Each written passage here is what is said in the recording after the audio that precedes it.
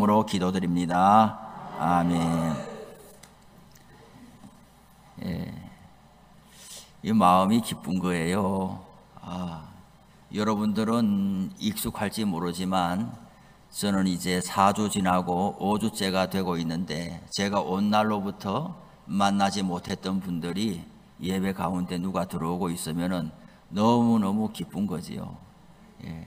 우리 뒤에 우리 또 온다고 약속한 우리 또 학생도 뒤에 와 주었어요.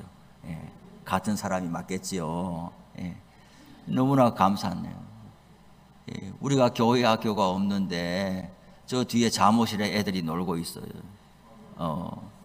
아까 보니까 이 마당에 애가 뛰어가는 걸 제가 CCTV로 이렇게 보니까 야, 우리 마당에 애들이 뛰어노는구나. 누구 집인가. 교회는 어른도 있고 애도 있고 젊은이도 있고 누구든지 다 오는 것이, 누구든지 환영합니다. 그러나 자기가 자기 팔 흔들어서는 곤란하고, 주님의 한 주님, 한 하나님, 한 성령, 한 교회에 순종하는 질서를 따르는 한에서는 누구든지 환영이에요. 누구든지. 우리 교회는 이렇게 한 분 한 분 사람들이 오고 와서 주님을 가까이 하고 또 그 마음에 소원이 응답받는 그런 일들이 많아지기를 바랍니다. 오늘 설교 제목은 내 소원대로 되리라 말씀인데요, 백범 김구 선생님의 그 백범일지를 읽다 보면은 그 뒤쪽에 거의 끝마칠 무렵에 나의 소원이라는 챕터가 하나 있습니다. 거기에 네 소원이 무엇이냐 하고 하나님이 내게 물으시면은 나는 서슴지 않고 내 소원은 대한 독립이요 라고 대답할 것이다. 그 다음 소원이 뭐냐라고 묻는다면은 나는 또 우리나라의 독립이요 라고 말할 것이고, 또 그 다음에 소원이 뭐냐라고 물으면 나는 더욱 소리를 높여서 나의 소원은 우리나라 대한의 완전한 자주 독립이요 라고 대답할 것이다. 그렇게 써 주었어요. 우리는 다 소원이 있습니다. 나라를 위한 소원이든 자기네 인생에 대한 소원이든 또 평생에 이루어지기를 바라는 소원이든 단기간에 1년 안에 2년 안에 이루어지기를 바라는 소원이든 다 소원이 있습니다. 여러분들은 어떤 소원이 있습니까? 저는 어릴 때에 작은 호마이크 상을 놓고 벽에 기대어서 공부를 하다 보니까 그 옆집에 사는 그 저보다 한 살 많은 그 형님 집에 갔을 때에 거기에 책상이 하나가 있고 빙글빙글 돌아가는 사장님 의자가 있고 거기 앉아서 그 형이 공부를 하고 또 전교 완투 이렇게 해서 성적이 아주 좋은 형이었어요. 나도 이런 책상과 의자가 하나 있으면 너무 좋겠다. 그것이 저의 소원이 되었어요. 또 우리 집에는 이제 도배를 하지 못하고 살고 있었어요. 흙집에 살고 있어서 도배된 집에 가보면은 우리도 이렇게 도배가 되어 있는 집에 살았으면 좋겠다. 벽을 기댈 수가 없는 거예요. 벽에 기대면 흙이 다 묻으니까. 그래서 제가 호마이크 상을 놓고 공부할 때는 그 등 뒤 그쪽에다가 신문도 안 받아보잖아요. 아랫집 뒷집 가가지고 신문 받아보는 집에서 신문을 구해가지고 그 뒤에다가 이렇게 벽에 붙여놓고 그 벽을 기대고 앉아가지고 하니까 자꾸 등을 이렇게 하니까 그 신문지마저 노랗게 변하고 이렇게 해서 우리 집은 왜 아버지 도배를 안 합니까? 도배 안 해도 잘 산다, 이렇게 잘 사는 게 아닌데 말이죠. 그래서 아마 그때부터 제가 책에 대한 그런 욕심이 생겼던 것 같아요.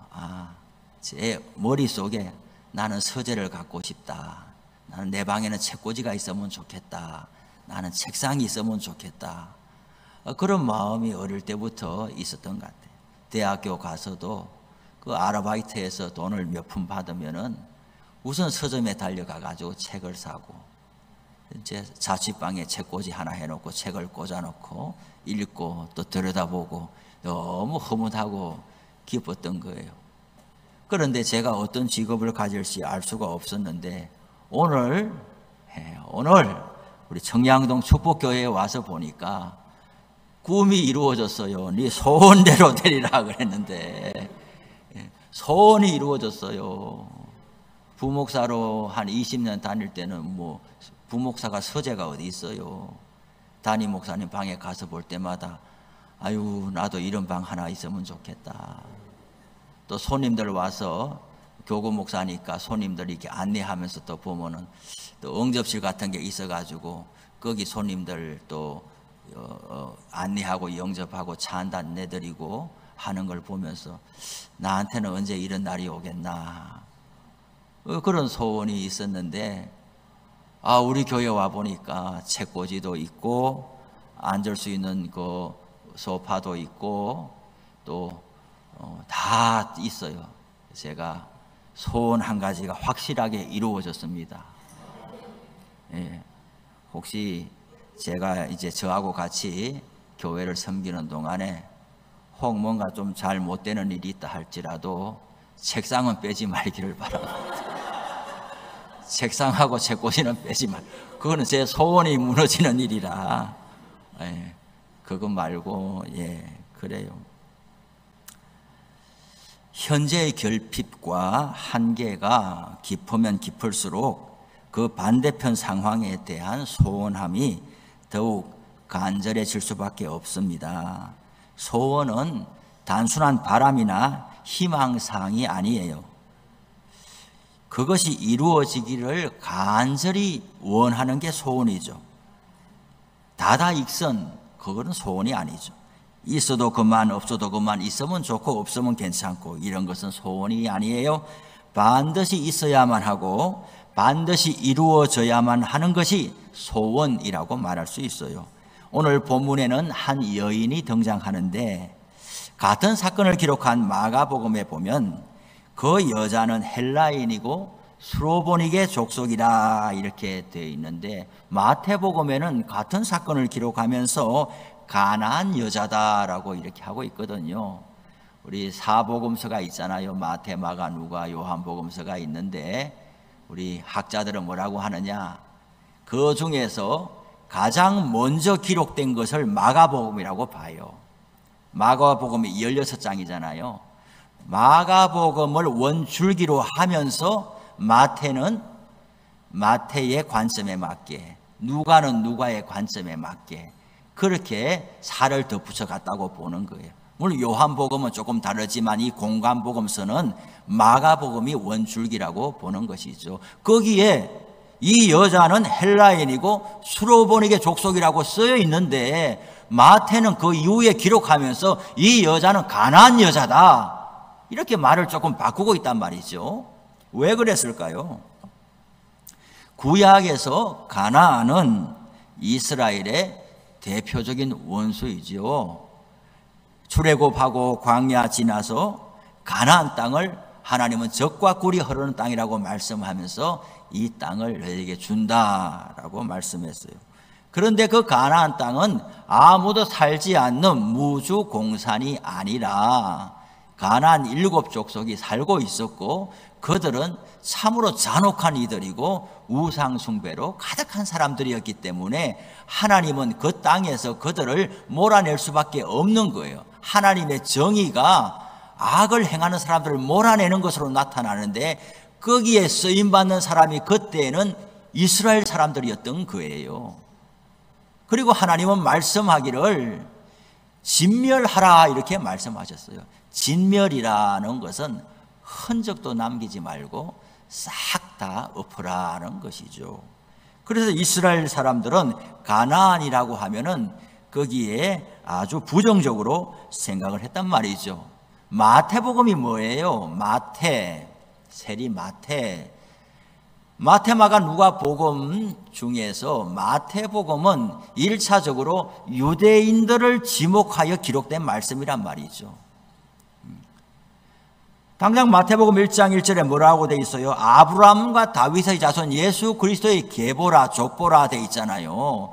아브라함과 다윗의 이름 석자도 모르는 사람들한테 이것이 성경인데 아브라함과 다윗의 자손이 지금 오셨어, 그 말이 전달이 안 될 것 아닙니까? 아브라함과 다윗을 아는 사람들에게 기록된 말씀이 마태복음이라는 이야기예요. 그리고 마태복음에는 다른 마가와 누가복음에는 세례 요한의 공생의 첫 일성과 예수님의 공생의 첫 일성이 뭐겠습니까? 회개하라, 하나님의 나라가 가까이 왔다는 것이에요. 유대인들은 신성 사문자라 그래가지고 여호와라는 이름을 쓰지를 않았어요. 두려워가지고. 성경을 필사하던 사람들도 이 여호와 야훼라는 말이 나오면은 말이죠, 붓을 다른 것으로 갈아서 썼다니, 그 한 단어 쓰기 위해서. 그리고 그 필사하는 사람들이 나가서 목욕 제거를 하고 나와서 그 야훼, 우리말로 여호와라는 말 네 글자를 썼단 말이에요. 그만큼 하나님을 두려워하고 어려워하던 사람들이 유대인들이니까 마태복음에는 하나님이란 말을 마태가 못 쓰는 거예요. 그래서 하나님 나라라고 하지 않고 천국이 이렇게 하는 거예요. 천국이. 천국은 한자잖아요. 우리말로 하면은 하늘나라가. 하늘을 이렇게 쓰지, 마태는 하나님이란 말 쓰기도 두려워했네. 그것이 마태복음의 특징인데, 오늘 성경에서는 가나안 여자가 등장하고 있어요. 다 이유가 있는 거예요. 누차 설교 때 말씀을 드리듯이 당시 예수님 당시까지만 해도 유대인들의 그 우월감이 얼마나 컸어요. 이방인을 왜 지었습니까? 랍비들이 말하기를 지옥의 땔감으로 지었다. 그것 말고는 지은 이유를 알 수가 없다라고 하는 게. 히틀러는 뭐라고 그랬어요?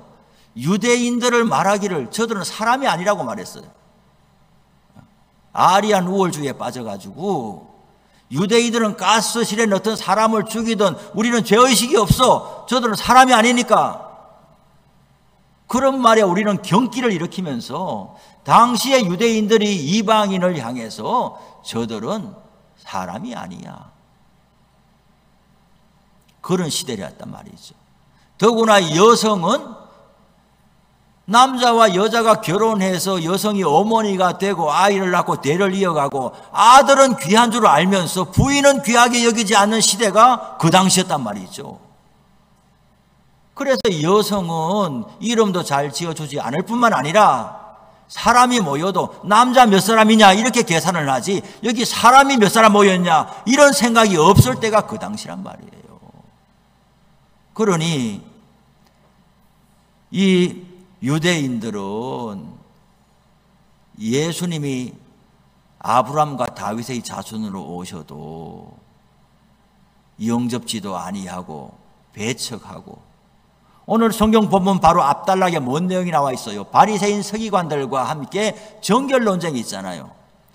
왜 당신의 제자들은 밥 먹을 때 손을 안 씻고 먹습니까? 우리 모세 율법에는 정결하게 뭘 할 때 손을 씻으라고 돼 있는데, 이렇게 하면서 밥 먹을 때 손 안 씻는 사람은 아주 그냥 하나님으로부터 멀리 떨어져 나간 사람처럼 그렇게 하니까 예수님께서 뭐라고 말씀했어요? 입으로 들어가는 것이 사람을 더럽게 하는 것이 아니라 입에서 나오는 게 사람을 더럽게 하는 거다. 입에서 뭐가 나오느냐? 마음에 있는 것이 입으로 나오거든요. 세상에 더러운 것이 사람이고 사람 속에 들어있는 것인데 그거는 볼 줄로 모르고 손 안 씻고 뭘 먹냐, 이거 가지고 사람의 거룩함과 부정함을 판가름하고 있으니, 그러니 예수님은 죄인의 친구고 나그네고 그들과 겸상하고 있으니까 이들이 눈에 예수님이 다윗의 자손으로 보일 리가 없는 것이죠. 편집정적인 그런 사고를 가지면서 아무리 예수님께서 하나님의 아들이라는 증거가 차고 넘쳐도 내가 갖고 있는 이 기준 하나에 틀리면 모두를 부정해버리는, 믿고 싶은 것만 믿고 있는 사람들이 유대인들이었단 말이죠. 이 본문 바로 다음에 이어지는 맥락이 오늘 읽은 말씀이란 말이죠. 그러면은 우리는 예수께서 거기서 나가사 두로와 시돈 지방으로 들어가셨다 그랬는데 거기가 어디겠어요? 갈릴리 지역이죠. 바리새인 서기관들과 논쟁하는 그곳을 예수님께서 나가사 떠나사 모세 율법을 하나도 모르는 두로와 시돈 지역, 이방인 지역으로 예수님께서 건너가셨다는 이야기예요. 성경은 목적을 가지고 기록이 되어 있는 거예요. 성경은 예수님의 십자가와 부활 이후에 제자들이 예수님은 정말 하나님의 아들이야 라는 확신을 가지고, 믿음을 가지고 과거의 사건, 예수님과 함께 했던 그 기억을 복기하면서 써놓은 것이거든요. 마태가 지금 여기 따라다니면서 사진 찍듯이 쓴 게 아니라는 것을 알아야 되는 것이죠. 그러면 예수님께서 행하신 수많은 이적과 사건이 있는데 성경으로 특정하여 기록한 것은 글자 하나하나에도 다 의미가 있는 거예요. 예수님께서 요한복음에 수가성 여인을 만나러 갈 때에 하필 왜 그 더운 시간에 갔겠느냐? 예수님이 시간을 잘못 맞춰서 거기 가는 게 아니란 말이에요. 수가성 여인을 남들이 없을 때에 물길로 오는 그 여인을 만나기 위해서 가신 거라고 우리는 봐야 되지, 예수님이 가가지고 우연히 가니까 그 여인이 있다, 불쌍한 여인이 있다, 이래 성경을 읽을 수는 없는 거거든요. 우리는 지금 대통령이 포천에 뭐 지나간다, 그냥 지나가겠어요?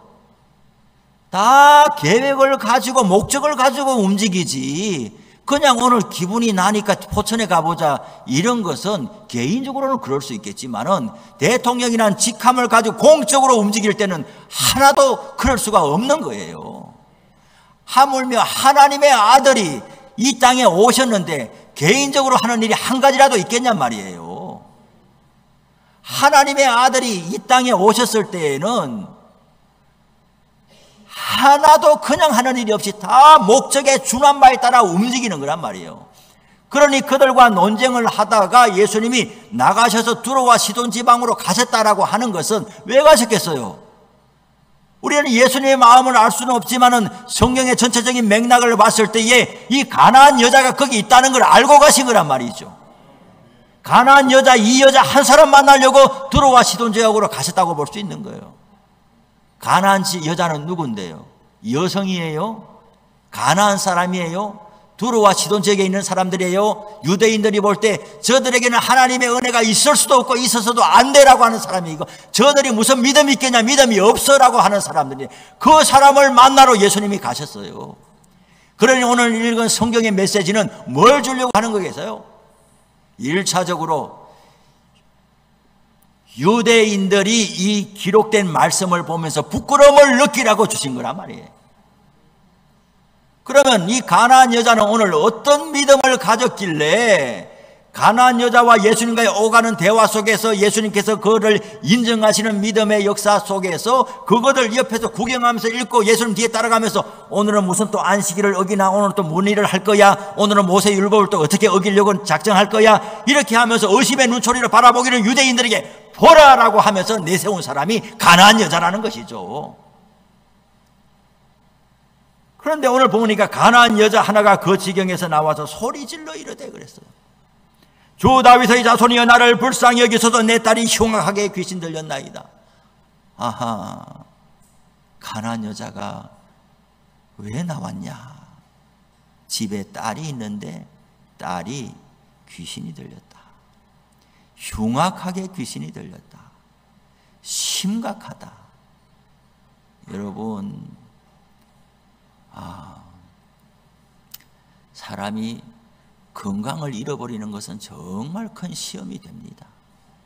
예. 건강을 잃어버리는 것은요, 몸이 약하여지고 남들보다 어려운 형편을 가지게 되면 모든 마음이 좁아져요. 젊은 날에 어떤 엄청난 역사를 이뤘던 사람들도 어떤 일로 인하여 자기 건강이 상하게 되고 고칠 수 없겠구나, 내 인생은 이렇게 저물어 가는구나, 그런 어떤 신호를 받게 되면은 모든 마음이 좁아져서 이해하는 마음도 줄어들고, 사람들이 날 쳐다만 봐도 내가 이렇다고 날 쳐다보나, 반가워서 쳐다보는데도 나를 이렇다고 저렇게 하나, 정말 못 봐가지고 지나쳤는데 전에는 안 그러더니 내가 이 지경이 돼가지고 너조차 나를 무시하냐? 심지어 가족조차도 그런 거예요. 하물며 귀신 들린 사람은 몸은 정상인데 영혼과 마음이 정상이 아닌 거예요. 완전히 포로로 잡혀 있는 거예요. 아, 무섭죠. 가족도 무서운 거예요. 저는 이전에 목사님 신방을 좀 갑시다. 그래서 갔어요. 갔는데 어머니하고 딸하고 사는데 목사님 오셨어요 라고 해서 들어가는데 문을 딱 닫는 거예요. 그리고 아마는 무슨 지팡이 막대기 몽둥이 같은 걸 들고 이제 해치려고 하는 거예요. 귀신 들렸느냐 뭐 정신병이냐 분간하기는 어렵지만은 이미 어머니하고 딸하고 사는데 어머니도 많이 맞고 사는 거예요. 집안에 유리 그릇 다 부서진 거예요. 그거 다 부서지면은 어머니는 또 내가 잘못했다 하면서 또 달래고 또 고치고 수리하고 그러기를 반복하는 거예요. 신방 갔는데 저도 무서워가지고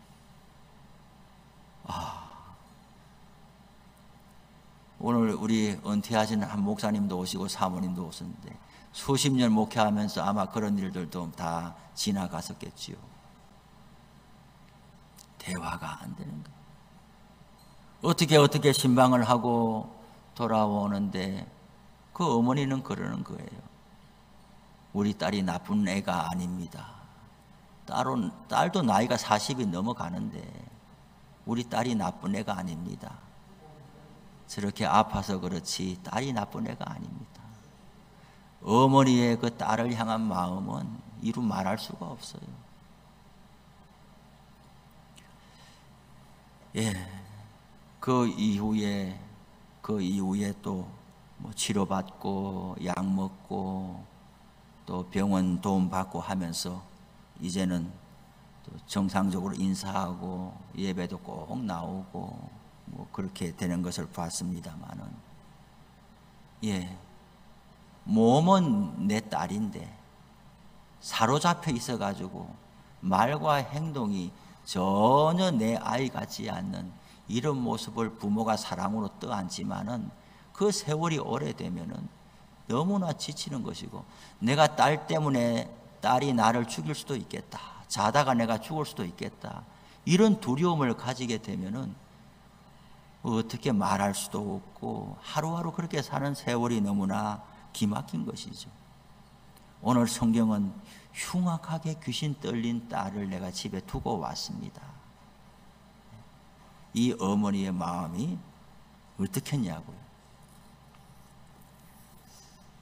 이 여인은 첫 번째로 어떤 믿음을 가졌느냐? 예수님을 찾아가는 믿음을 가진 거예요. 우리도 소문은 빨리 듣잖아요. 포천에도 어떤 그 훌륭한 약국이 있어, 병원이 있어 하면 부산에서도 올 수 있어요. 소문만 들으면은. 그런데 예수님이 지금보다도 그 모든 환경이 더 열악하고 병원 시설도 없고 그 2000년 전 그 당시에 예수라는 사람이 있는데 사람의 병을 고쳐준다, 사람을 불쌍히 여긴다, 아무래도 그는 보통 사람이 아닌 것 같다, 아무래도 신이 내려왔나, 그런 소문이 뭐 미국과 같은 큰 땅도 아니고 말이죠. 유대, 팔레스타인, 시리아, 두로, 시돈 그 반경 안에서, 이스라엘이 우리나라 강원도만 하다고 하는데 그 지역 안에서 소문이 안 날 턱이 없는 거예요. 그런데 이런 딸을 두고 어떻게 갑니까? 이런 딸을 가자고 하면 따라 나섭니까? 딸이? 안 되는 거예요. 마음만 간절하지 예수님께 갈 수가 없는데, 하필이면 오늘 두로와 시돈 지역으로 예수님이 왔다는 소식이 들리니까 이 어머니는 그래, 이 딸하고 항상 같이 있어야 되는 거예요. 안 그러면 무슨 일이 벌어질지도 모르고, 묶어두지 않으면 항상 같이 돌봐야 되는데, 이렇게 평생 사느니 당장에 내가 이 딸하고 떨어지는 집에 좀 잘 있어라. 엄마가 갔다 올게. 그랬을 것 아닙니까? 아니면 엄마가 약 좀 지어올게. 달랬을 것 아닙니까? 아픈 사람들은 불안하니까 사람을 내보내지를 못하는 거예요. 잠깐 갔다 온다 그래도 아이처럼 매달리는 거예요. 그러니 이 아픈 딸을 집에 두고 여인이 나오는 것은 쉬운 일이 아닌데 평생에 한 번 올지도 모른다는 이 시간의 절박함을 깨닫고 어머니는 나온 거예요. 예수님께. 첫 번째는 찾아가는 믿음을 가졌다는 거예요. 제가 자주 말씀드리는 것처럼 우리의 신앙생활은 몸으로 하는 것이지 생각으로 하는 게 아니란 말이에요. 어떤 분들은 예수 믿는다고 하면서 생각 속에 갇혀 사는 분들이 있어요. 생각에 꼬리에 꼬리를 무는 거예요. 성경을 읽어야 되는데 성경을 읽지는 아니하고 성경에 대한 궁금함만 가지고 자기 생각만 계속 발전시키는 사람이 있어요. 몸으로 성경도 읽어야 되고 눈으로 읽어야 되고 손으로 넘기면서 읽어야 되고 예배도 몸이 나와야 되지. 집안에 있으면서 다른 데가 있으면서 오늘은 주일인데 그래서는 안 되는 거예요. 생각이 있으면 몸으로 그것이 나타나야 되는 거예요. 이 여인이 집에 있으면서 예수님이 우리 집에 오면 좋을 텐데 우리 집에 동네에 오면 좋을 텐데 할 수 없네. 그래서는 아무런 역사도 일어나지 않는 거예요. 몸으로 찾아 나서는 그런 신앙과 믿음이 중요한 거예요. 두 번째로 이 여인은 어떤 믿음을 가졌느냐? 도전하는 믿음을 가진 거예요. 그 지경에서 나와서 소리 질러 이르되 주 다윗의 자손이여 나를 불쌍히 여기소서 내 딸이 흉악하게 귀신 들렸다 그랬어요. 소리 지른다 이 말은 그냥 한 번 그렇게 한 게 아니고 이게 미완료 시제다. 그래서 완료되지 않은 계속해서 될 때까지 계속 반복하는 거예요. 나 좀 보세요, 나 좀 보세요, 나 좀 보세요. 들을 때까지 말하는 게 이게 미완료 시제란 말이죠. 우리말 성경에는 소리 질러 이렇게 되어 있지만은 한 번이 아니라 계속 그렇게. 그런데 예수님은 한 말씀도 대답하지 아니하시니 어찌 이럴 수가 있어요? 예수님이 어찌 이럴 수가 있어요? 사람을 위해서 십자가에 달려 죽기 위해서 이 땅에 오신 예수님께서 저렇게 불쌍한 사람이 저렇게 매달리는데도 한 말도 대답지 아니하고 상대해 주지도 않고 쳐다보지도 않고 그냥 패싱하고 지나가는. 우리는 신앙생활을 할 때에 이해할 수 없는 일을 만나면 거기에 하나님의 뜻이 있는 거예요. 우리는 하나님을 어떻게 아느냐? 성경을 통해서 하나님의 성품을 알고 하나님의 역사를 알고 하나님이 사람을 어떻게 대하시는가를 우리는 아는 거예요. 그래서 일단 아는 게 중요한 거예요. 성경을 아는 게 중요한 거예요. 그런데 그 하나님께서 나를 왜 이렇게 대하시느냐? 거기에 하나님의 뜻이 있는 거예요. 예수님께서 한 말씀도 대답지 아니하시고 무시하고 지나가니까 심지어 제자들마저도 예수님 너무하시는 거 아닙니까? 이렇게 하면서 뭐라고 합니까? 그 여자가 우리 뒤에서 소리를 지르오니 그를 보내소서. 지금 예수님 일행이 지나가는데 그 여자가 앞에 와가지고 예수님 주 다윗의 자손이여 막 나 좀 봐달라고 하는데 예수님이 무시하고 지나가니까 어떻게 돼요? 이 여자는 뒤로 와버리게 됐죠. 그 뒤에서 또 따라오면서 계속 부르짖으니까 제자들이 시끄러운 거예요. 좀 저 사람 좀 어떻게 해달라는 거예요. 아니 예수님 저렇게 애쓰는데 그냥 갈 겁니까? 그런데 예수님은 뭐라고 말씀합니까? 나는 이스라엘 집의 잃어버린 양 외에는 다른 데로 보내심을 받지 아니하였다 그랬어요. 점잖은 말로 되어 있지만 난 이방인에게 관심이 없어. 아니 두로와 시돈 지역에 본인이 와놓고 나는 이방인에게 관심이 없어. 안 맞잖아요. 이걸 보는 눈이 열려야 되는 거란 말이에요. 가나안 여자는 그렇게 무시받는 여자로서 이방인으로서 이 첨을 읽어낸 거예요. 이거 예수님 본심 아니다라는 거예요.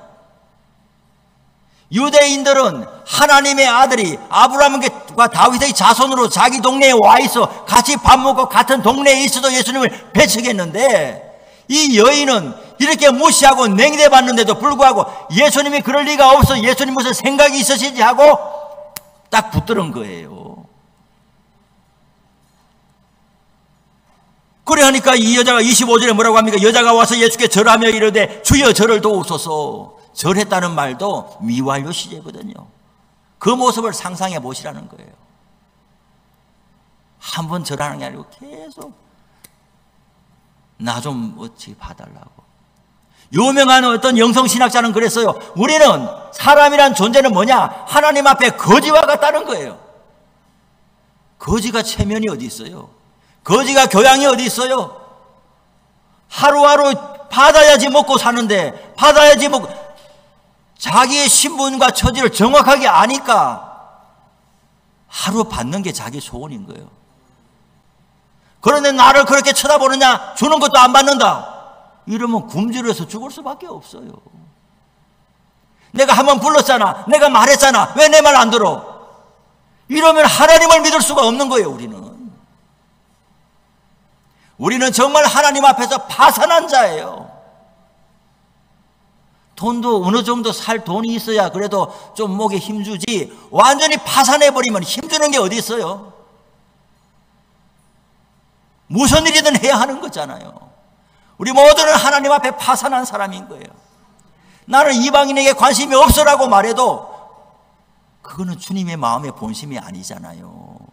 하면서 그 앞에서 엎드리면서 사는. 예수님은 한 번 더 말합니다. 자녀의 떡을 취하여 개들에게 던짐이 마땅치 않다. 자녀는 유대인들을 말하잖아요. 여보세요, 나는 정말 당신한테 관심이 없다니까요. 좀 가세요. 그 말이거든요. 그런데 이 여자가 어떻게 받습니까? 주여, 옳습니다. 정말 나는 이방인 맞아요. 그런데 개들도 주인의 상에서 떨어지는 부스러기는 주워 먹지 않습니까? 사람하고 개하고 주인의 아들하고 개하고 완전히 다른 거예요. 이거는 있는 사람 없는 사람 이런 게 아니고 종이 다른 거예요. 사람하고 짐승은. 그런데도 개도 그래도 주인 아들이 헐리는 거는 주워 먹을 수 있지 않냐? 어째 헐리는 거 하나도 없냐? 여기까지 하니까 예수님이, 오늘 성경에는 없지만은 제가 이 모습을 상상해 보니까 예수님이 이제 안색을 바꾸시고 만면의 웃음을 띠시고, 여자여 네 믿음이 크도다. 네 소원대로 되리라. 예수님의 본심을 읽어야 되는 거예요. 우리는 교회 나올 때에 양난간에 참 실족하는 사람들이 많습니다. 내가 사회에서 꽤 괜찮게 어떤 직업을 가지거나 한 사람들은 교회에 왔는데 날 알아주지 않는 거예요. 그만 기분 나빠서 나가는 수가 있어요. 딴 교회 갈 때는 아이고 뭐 장관님 오셨습니까? 딴 데 가서는 아이고 막 또 어떤 유력한 사람이 오면 아우 우리 교회 빨리 장로 되시지요. 아유 우리 교회 또 헌금 좀 뭐 이런 막 속마음을 다 들켜가면서 막 아주 교회가 부끄러워지는 거예요. 그래서 그런 것도 좀 마땅하게 생각하고, 그 어느 교회에 왔는데 일반 사람하고 똑같이 대하니까 내가 누군지 잘 몰라서 그러나, 한 달 두 달 나왔는데도 똑같이 대하고 뭐 여기 먼저 앉아라 소리도 안 하고 이렇게 하니까 그만 가는 거예요. 반면에 또 이런 경우도 있어요. 어떤 마음에 상처가 많다든지 또 건강에 어려움이 있다든지 하면은 나는 보호받아야 될 사람이야. 나는 약한 사람이야. 그런 것이 마음에 꽉 차 있는데 이 교회 갔더니 또 그런 것도 별로 없어요. 그냥 똑같이 대하는 거예요. 날 무시하나? 내가 뭐 이 모습이라고 그러나? 똑같이 대하는데 더 청을 나눠가지고 못하게 하대하는 것처럼 스스로 막 생각하면서 교회 갔더니 마음이 고단해서 못 다니겠어. 갈 때마다 마음이 괴로워. 교인들이 나를 왜 그렇게 쳐다보겠어? 그래서 또 안 나오는 사람들도 있어요. 어느 쪽이든 간에 우리는 가나안 오늘 여자를 보세요. 하나님의 본심은 모든 사람들을 끌어안는 것이 하나님의 본심인데, 교회에 갔더니 믿는 사람 만났더니 내가 원하는 대로 대우를 못 받고 있어가지고 기분 나쁘고 마음 상해가지고 내 마음대로 가버리고 또 안 하고 뭐 이런 신앙생활은 기분대로 할 것이 아니란 말이죠. 이 여자가 기분대로 할 것 같으면 벌써 보따리 싸가지고 갔단 말이에요. 집에 있는 딸 생각하면 또 마음이 간절하지만 지금은 현재 내가 당하는 수모와 무시당하는 걸 생각하면 기분 나빠서 벌써 갔단 말이에요. 그런데 여자의 소원은 뭡니까? 흉악히 귀신 들려있는 딸, 평생에 저렇게 살아야 되는 그 한 사람의 인생도 괴롭지는 모든 가족들이 망가져가는 이 인생을 구원받지 않으면 살아도 산 게 아니니, 예수님은 사람을 고치는 증거가 차고 넘치니 그 은혜의 부스러기라도 내가 받아야 되겠다. 나는 빈손으로 안 갈 거야. 나는 보따리 싸지 않을 거야. 나는 내쫓아도 안 갈 거야. 내쫓아도 안 갈 거야. 이런 마음을 가지고 예수님께서 하는 말씀이 다 맞아요. 다 맞아요. 그런데 나는 못 가요. 그러니까 예수님께서 지난 시간에 백부장의 믿음을 보시면서 이만한 믿음은 이스라엘 사람한테도 내가 본 적이 없다라고 말하면서 깜짝 놀라면서 네 믿음대로 되라고 그러시더니 오늘 가나안 여자를 향하여서는 네 소원대로 되라고 말씀하세요. 요즘은 말이죠, 신앙생활이 너무 점잖아지는 거예요. 너무 체면이고 하나님 앞에서 너무 교양 있는 척하고. 왜 그러냐 말이에요. 없는 사람이 있는 척하면 더 이상한 거예요. 또 이 말이 또 걸림이 되십니다. 이 말이 또 걸림이 될까 조심스러워. 저는 지난 시간에 제가 그랬잖아요. 제 인생이 뭐냐, 다윗의 물맷돌이다. 나는 못이 적삼 입은 사람 못 된다. 군대에 나가는 사람이 사울이 입혀주는 군복과 투구와 방패와 이런 걸 다윗이 이렇게 입어보더니 꼭 입기는 있어야 되는데 내 몸에는 안 맞아서 이거 한 게 더 우습다. 나는 안 한다. 저한테 그런 고급스러운 걸 기대하면 없어요. 오늘 설교하는 것처럼 이게 제 모습인데 이거 말고 좀 어떻게 좀 멋진 것 좀 주라고 그러면은 나는 우스운 사람이 되는 거예요. 어디서 막 뺏겨와가지고 막 있는 척 하지만은 그거 다 여러분들이 다 알 거 아니에요. 뭔가 이상한 옷을 오늘 입고 왔네 그럴 거 아니에요. 보기에는 뭔가 양복 입은 것 같은데 뭔가 이상하게 입고 있으면은 모두가 다 웃기고 자기도 괴로운 거 아니에요. 자기의 그 모습을 하나님 앞에서 잘 가름하고, 하나님 앞에서 파산한 자다 우리는. 그래서 하나님 앞에 매달리고 살아야 되는 것인데 너무 있는 척하고 너무 배운 척하고 너무 잘난 척하고 하면서, 그래서 기도도 더 안 하는 거예요. 이런 소리나 막 하면서 하나님이 다 아는데 뭐 이런 소리 하면서. 어떤 교회 갔더니 그런 이야기 합니다. 하나님이 귀 먹었냐, 왜 그렇게 그냥 기도하고 난리냐. 정말 자기가 아파 보세요. 그런 소리 하나. 정말 자기가 그런 입장이 돼보면 그런 소리 하느냐. 하나님 앞에서 배운 게 어디 있고 있는 게 어디 있냐 말이죠. 오늘 하루 내일이 어떻게 될지 모르는데 가나안 여인과 같은 이런 간절함을 가지고 살아야 돼요. 이것이 유대인들을 부끄럽게 하고 모든 모세의 율법과 그리고 하나님의 은총과 사랑을 그렇게 받았으면서도 있는 척 하니까 예수님마저 다 쫓아내고 몰아내는 사람들이, 우리가 그렇게 무시하는 가나안 여자가 예수님께 영접을 받고 저렇게 고침을 받는 걸 보면서 우리가 진작에 저 모습이어야 하는데, 그런 깨달음을 가지라고 마태복음에 이것이 가나안 여자라는 이름으로 기록되어 있는 거예요. 우리도 신앙생활을 하면서 내 앞에는 왜 이래 인생이 안 되냐, 시험 치는 것마다 떨어지냐, 하는 것마다 안 되냐. 너무 괴로운 사람들은 거기에 하나님의 뜻이 있는 거예요. 기다리게 하시는 만큼 큰 그릇이 되는 거예요. 제가 좀 이제 늦게 왔잖아요. 50이 넘어가지고 담임이 왔으니 늦은 거예요. 제 친구들에 비해서 끝에서 두 번째 좀 늦은 거예요. 지금 친구들 위 목사 12년 13년 차 막 그렇게 하고 막 있는데 늦게 왔네. 준비를 30년 하고 실제 하는 거는 10몇 년 하다 끝나겠네. 그걸 생각하면 마음도 상하지만은 뭐에 소망을 가지는 것은 저처럼 누군가 늦게 가고 있는 사람이 있으면 제가 무슨 마음이 들겠어요? 다 안성맞춤 하나님의 때가 온다라고 자신 있게 말할 거 아니에요. 세상에는 잘난 사람보다 못난 사람이 너무 많은 거예요. 잘 되는 사람은 정말 이렇게 스포트라이트를 받으니까 그런 사람이 너무 많은 것 같지만, 그런 사람은 빙산의 일각이고 괴로움 당한 자, 안 되는 자, 뜻대로 안 되고 실망하고 이런 사람이 세상에 많은데, 이런 시기를 거쳐온 사람만이 그들을 위로할 수가 있는 거예요. 그런 시기를 지나온 사람만이 하나님의 이름으로 믿음으로 권면할 수가 있는 거예요. 우리에게 발걸음들이 더디다고 해도 그 자체로 너무 낙담하지 말고 하나님이 우리를 시험하는 것일 수가 있어요. 진짜 네 마음에 원하는 게 뭐냐? 나는 주님 위에는 길이 없습니다 라고, 내쫓아도 안 갑니다. 나는 갈 데가 없어요. 나도 마찬가지예요. 갈 데가 없어요. 여기서 죽기 살기로 해야 돼요. 그래야 여기에 하나님의 소망을 주시고 기쁨을 주실 줄로 압니다. 우리 모두에게, 교회로 보나 우리 인생으로 보나, 네 믿음이 커도다 네 소원대로 되리라, 이 말씀이 우리 모두에게 있기를 바랍니다.